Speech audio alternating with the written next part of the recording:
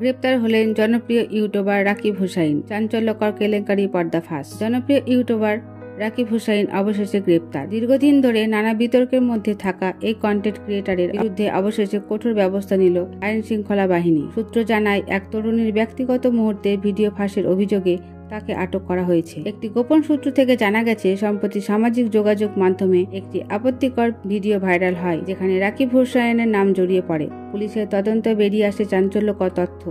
অভিযুক্ত ভিডিওর সাথে তার সংযোগ পাওয়ার গতকাল রাতে তাকে গ্রেপ্তার করা হয়। পুলিশ জানিয়েছে, রাকিবের মোবাইল ও অন্যান্য ডিভাইস জব্দ করা হয়েছে এবং সেখানে আরও সন্দেহজনক কন্টেন্ট পাওয়া গেছে। তদন্ত চলছে এবং তার সঙ্গে আর কেউ জড়িত আছে কিনা তা খতিয়ে দেখা হচ্ছে।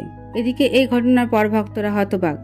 অনেকেই বলছেন এটি একটি ষড়যন্ত্র, আবার কেউ কেউ দাবি করছেন রাকিব তার খ্যাতি ব্যবহার করে অন্যদিকে ক্ষতি করছিলেন।